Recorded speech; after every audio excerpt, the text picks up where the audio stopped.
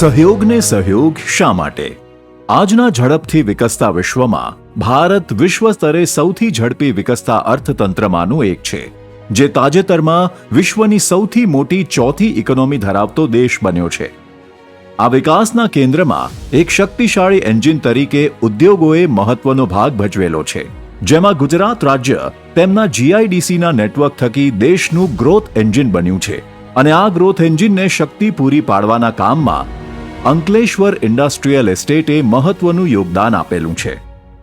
1600 હેક્ટરથી વધુ જમીન અને 1700થી વધુ સક્રિય ઉદ્યોગો સાથે અંકલેશ્વર વસાહતને ફક્ત માળખાગત સુવિધાઓ પૂરતી નહોતી, પરંતુ તેને જરૂર હતી દ્રષ્ટિ, સંકલન અને સબળ નેતૃત્વની. ત્યારે આ જરૂરિયાતોને શક્તિ પૂરી પાડવા માટે 1978માં અંકલેશ્વર ઇન્ડસ્ટ્રીઝ એસોસિએશન AIA નો ઉદય થયો. AIA એક એવું એસોસિએશન જે ઉદ્યોગો દ્વારા ઉદ્યોગો માટે બનાવવામાં આવ્યું. આજે 43 વર્ષ બાદ ગુજરાતના શ્રેષ્ઠ, ડાયનેમિક, પ્રોગ્રેસિવ સિવિલ સર્વિસ અને કમ્યુનિટી ડ્રિવન ઇન્ડસ્ટ્રીઝ એસોસિએશન તરીકે ઉભરી આવ્યું છે. ઉદ્યોગોના વિકાસની સાથે સાથે આ વિસ્તારમાં શિક્ષણ, આરોગ્ય અને સંસ્કૃતિને સશક્ત બનાવવા માટે AIA દ્વારા આ વિસ્તારમાં શૈક્ષણિક, આરોગ્ય, રમતગમત અને સામાજિક સંસ્થાઓ દ્વારા વિવિધ ક્ષેત્રના લોકોને અહીં સ્થાયી થવા માટે પ્લેટફોર્મ પૂરું પાડવામાં આવ્યું. પર્યાવરણ. કેમિકલ ઉદ્યોગોના સર્વાંગી વિકાસ માટે જરૂરી માળખાગત સુવિધાઓમાં પર્યાવરણ જાળવણી ક્ષેત્રે AEPS, સુરક્ષા અને સલામતી ક્ષેત્રે DPMC, કોમન એફ્લુઅન્ટ ટ્રીટમેન્ટ ક્ષેત્રે ETL, જોખમી કચરાના સુદૃઢ નિકાલ માટે BEIL, 125 કરોડના ખર્ચે સ્થાપિત કેમિકલયુક્ત ગંદા પાણીને શુદ્ધિકરણ બાદ 55 કિલોમીટર દરિયામાં ધારાધોરણ મુજબ ડિસ્ચાર્જ કરવા માટેના 60 MLDના FETP સ્થાપનાની આ અગ્રણી પહેલે ઔદ્યોગિક વસાહતોમાં ઉદ્ભવતા ગંદા પાણીના વ્યવસ્થાપન માટે NCTની સ્થાપના કરીને દેશને એક નવી રાહ ચીંધી છે. AIAના પ્રયાસો થકી NCTના 40 MLDથી 60 MLD સુધીના અપગ્રેડેશન અને એફ્લુઅન્ટ કન્વેયન્સ સિસ્ટમને વધુ કાર્યદક્ષ બનાવવા માટે બૂસ્ટર પ્રોજેક્ટ અમલમાં મૂકવામાં આવ્યો. સાથે સાથે NCTના ડિસ્ચાર્જ નોર્મને 500 CODથી 1000 COD કરવા માટેની મંજૂરી CPCB દ્વારા આપવામાં આવી.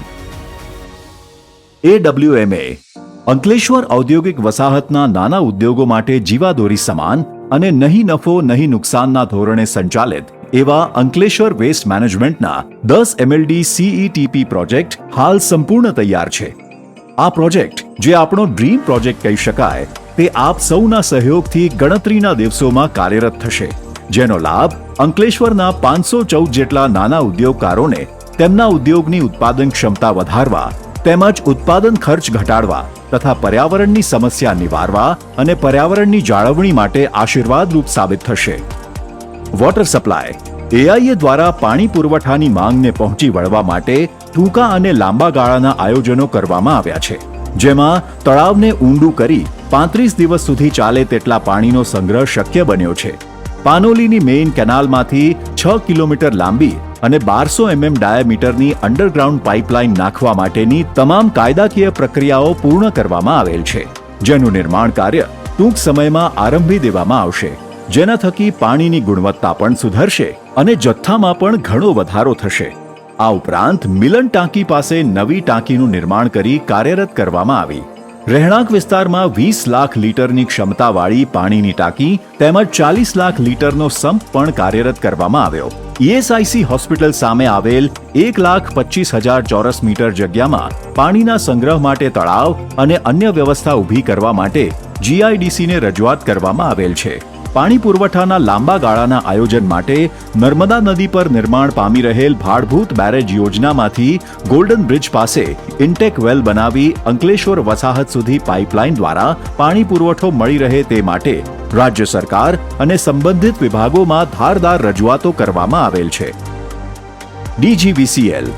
આપણી વસાહતના ઔદ્યોગિક અને રહેણાંક વિસ્તારને અવિરત વીજ પુરવઠો મળી રહે તે માટે DGVCL દ્વારા 22 ફીડરમાં 175 કિલોમીટર અંડરગ્રાઉન્ડ કેબલ નાખવાની કામગીરી પૂર્ણ કરવામાં આવી છે.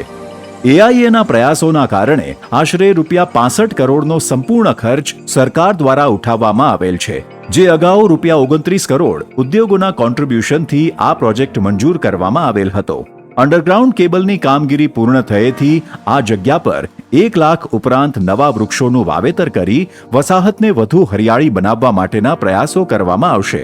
11 kVAના એક સબસ્ટેશન વડે 12 ફીડર વસાહત ખાતે કાર્યરત કરવામાં આવનાર છે, જેમના કારણે વીજ પુરવઠો અવિરતપણે મળશે. સાથે સાથે વોલ્ટેજની વધઘટની સમસ્યાનું નિરાકરણ આવશે. આ ઉપરાંત 11 kVAનું અન્ય એક સબસ્ટેશન વસાહતમાં ઊભું થાય તેના માટે ઉચ્ચ કક્ષાએ રજૂઆત કરવામાં આવેલ છે. ટ્રાન્સપોર્ટ નગર વસાહતમાં વધતી જતી ટ્રાફિક સમસ્યાના નિરાકરણ માટે એસોસિએશન દ્વારા કરવામાં આવેલ રજૂઆતોને ગ્રાહ્ય રાખી જીઆઈડીસી દ્વારા 50,000 ચોરસ મીટરમાં ટ્રાન્સપોર્ટ નગર ઊભું કરવામાં આવેલ છે, જેના થકી ટ્રક અને ટેન્કરોના પરિવહનમાં સાનુકૂળતા રહેશે અને ટ્રાફિકની સમસ્યા હળવી થશે. રાહત દર ભોજનાલય એઆઈએ સભ્ય ઉદ્યોગોની સાથે સાથે કામદારોના હિતની પણ ચિંતા કરે છે, જેમાં શ્રમજીવીઓને રાહત દરે ભોજન મળી શકે તે માટે રાહત દરના ભોજનાલયના નિર્માણનું કામ પૂર્ણ કરવામાં આવેલ છે, જેને ટૂંક સમયમાં કાર્યરત કરવામાં આવશે. રેસિડેન્શિયલ પ્લોટ અલોટમેન્ટ આપણી વર્ષો જૂની માંગણી એવી નવા રેસિડેન્શિયલ પ્લોટના અલોટમેન્ટ માટે એસોસિએશન દ્વારા કરવામાં આવેલ રજૂઆતના અંતે ઇન્ફ્રાસ્ટ્રક્ચરનું કામ હાલ પૂર્ણ થયેલ છે, જેના કારણે આગામી ટૂંક સમયમાં રેસિડેન્શિયલ પ્લોટના અલોટમેન્ટનું કામ શરૂ કરવામાં આવશે.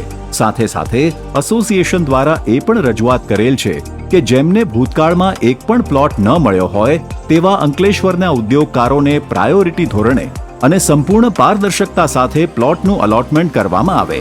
સ્મશાન ભૂમિ રહેણાંક વિસ્તારના લોકોની માંગ અને જરૂરિયાત માટે એઆઈએ દ્વારા જીઆઈડીસીમાં રજૂઆત કરતા સ્મશાન ભૂમિ માટે 1,000 ચોરસ મીટરનો પ્લોટ એલોટ કરવામાં આવેલ છે. આ સ્મશાન ભૂમિ જલ્દીથી કાર્યરત થાય તેના માટે આયોજન કરવામાં આવેલ છે. શાકભાજી માર્કેટ રહેણાંક વિસ્તાર અને એમાં પણ ખાસ કરીને મહિલાઓ માટેની રોજિંદી જરૂરિયાતને ધ્યાનમાં રાખીને 5,140 ચોરસ મીટરમાં શાકભાજી માર્કેટ ઊભું કરવા માટે જીઆઈડીસી દ્વારા જગ્યાની ફાળવણી કરી દેવામાં આવેલ છે. પ્રાથમિક આરોગ્ય કેન્દ્ર વસાહતના લોકોને વિનામૂલ્યે આરોગ્ય સુવિધાઓ મળી રહે તે માટે પ્રાથમિક આરોગ્ય કેન્દ્ર નિર્માણ કરવાની કામગીરી આરંભી દેવામાં આવેલ છે. આના માટે જીઆઈડીસીએ 998 મીટરનો પ્લોટ કોલોની વિસ્તારમાં ફાળવી દેવામાં આવેલ છે. ઇન્ફ્રાસ્ટ્રક્ચર ગત વર્ષે જ અંકલેશ્વર વસાહતમાં રોડ રસ્તાનું કામ 100% પૂર્ણ કરવામાં આવ્યું. આ પ્રોજેક્ટમાં હાઉસિંગ કોલોનીમાં 54 કિલોમીટર તેમજ ઇન્ડસ્ટ્રીયલ ઝોનમાં 68 કિલોમીટર રસ્તાનું કામ પૂર્ણ કરવામાં આવ્યું છે. આ કાર્યમાં અંદાજિત ₹73 કરોડ ખર્ચ થયેલ છે. સાથે સાથે રહેણાંક વિસ્તારમાં ટોટલ 29 જેટલા કોમન ગાર્ડનની બાઉન્ડ્રી વોલને ડેવલપ કરવામાં આવી છે.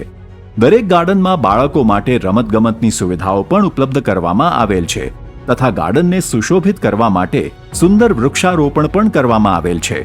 મિત્રો, આ ઉપરાંત અંકલેશ્વર એસોસિએશન દ્વારા આંગણવાડી સેન્ટર, સિનિયર સિટીઝન સેન્ટર તથા આવા ન ગણી શકાય એટલા ઇન્ડસ્ટ્રીયલ ડેવલપમેન્ટની સાથે સાથે સામાજિક ક્ષેત્રે પ્રગતિ કરે તેવા પ્રયત્નો એસોસિએશનના દીર્ઘદ્રષ્ટા આગેવાનો અને આપ સૌ મિત્રોના સહયોગથી અંકલેશ્વર વસાહતને હરિયાળું, સંપૂર્ણ માળખાગત સુવિધાવાળું અને ખાસ કહીએ તો લિવેબલ વસાહત બનાવવા માટે વર્ષોથી અંકલેશ્વર ઇન્ડસ્ટ્રીઝ એસોસિએશનનું સંચાલન કરતી સહયોગ પેનલ તથા આપ સૌના મિત્રોના સહિયારા સહયોગથી જ આ કામ શક્ય બન્યું છે.